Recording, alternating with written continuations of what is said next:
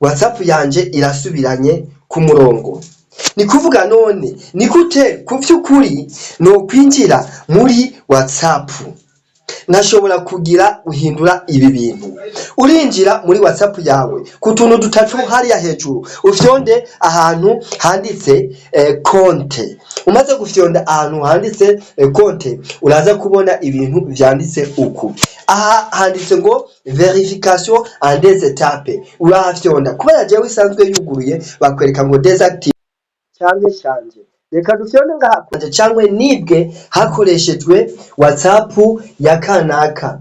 Mu kiganiro ibanga rya telefone narakira ama message menshi y'abantu n'ama apere ambaza Elize fise umukunzi, fise umuntu yunuyu, ndashaka yuko no kwinjira muri WhatsApp yiwe. Ibintu ni bitatu. Ivyambere bisaba ivyigwa bihanitse kugira ngo ushobore kuba wo kwinjira muri WhatsApp y'umuntu ngo muhakinge. Ariko kandi nubwo ivyo vyigwa bihari ntabwo bisumba abakoze urubuga gushiraho security yose ishoboka kugira ngo umutekano w'urubuga ucungerwe, haba ku ruhande rw'abarukoze kugira ngo bagirirwe icizere hamwe no ku ruhande rw'abanyene WhatsApp bayikoresha les users. Okay?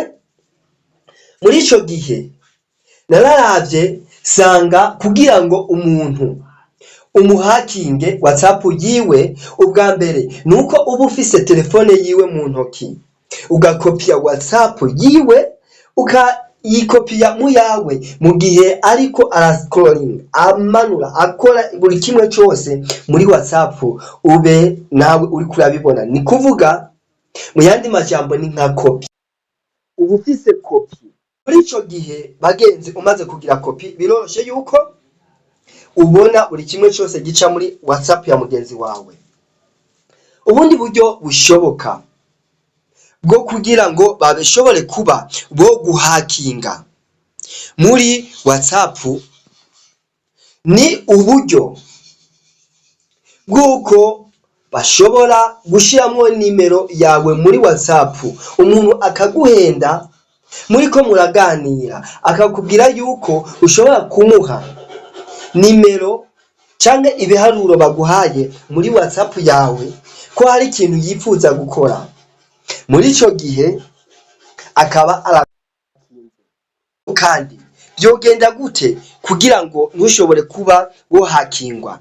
Muri iyi video tugiye kurabira hamwe uburyo worinda umutekano wa WhatsApp yawe. Ariko kandi woba uri mushasha kuri iyi channel unezerezwa n'ivyigwa bicako, ntukekeranye no gukora sabone. Ubutaha uzobone ivyigwa byiza kandi wihitiyemwo muri commentaire mukumbarira ati ndakeneye ko iki wokifashamo. Ndahari kugira ngo dushobore kuba twofashanya. Ubundi buryo kandi nuko iyo usizemwo umutekano wa WhatsApp, igihe WhatsApp yawe yiketse yuko uje guhakingwa canke igihe ushize mizanjuru WhatsApp yawe canke ukiringo cy'umwanya runaka ukinjirayo, bagusaba aya majambo: saisissez votre code PIN de vérification en des étapes. Mbega iyi nayo bayishiramwo gute? Reka dufate ko ari ibi jewe dufate ko ari ibi ndabisize muri WhatsApp yanje irasubiranye ku murongo. Ni kuvuga none ni gute ku vy'ukuri no kwinjira muri WhatsApp nashobora kugira uhindura ibi bintu. Urinjira muri WhatsApp yawe ku tuntu dutatu hariya hejuru, ufyonde ahantu handitse konte. Umaze gufyonda ahantu handitse konte, uraza kubona ibintu vyanditse uku. Aha handitse ngo verification en des étapes. Urahafyonda kubera jewe isanzwe yuguruye bakwereka ngo desactive cyangwa shanje. Reka dufyonde ngaha njira muri WhatsApp yawe, uravyemera canke uvyanke. Muri iki gihe ntabwo uzohakingwa. Ikindi naco, muri iki gihe wa muntu yifuza kuguhakinga kwinjira muri WhatsApp yawe ari umugenzi wawe wo hagufi ari umusheri wawe ariko niki agatura telefone yawe ntabwo abishobora atazi iyi kode. Nuko ategerezwa kumenya amabanga yose ya WhatsApp na code PIN canke reka mvuge code PIN vyawe. Rero ndabashimire ndabakengurukire n'iki cigwa nizere yuko cinjiye murinde umutekano w'ama WhatsApp yanyu kuko rimwe na rimwe hamande yuko baguhakinze baca batangira kwibisha WhatsApp yawe kandi iyo bibishije WhatsApp yawe urumva ni wewe batora kuko WhatsApp yawe aba ariyo yakoze niyo bitokugira ko ingaruka urumva yuko abo bigira ko ingaruka batabura kuko baba bibwe. Merci beaucoup.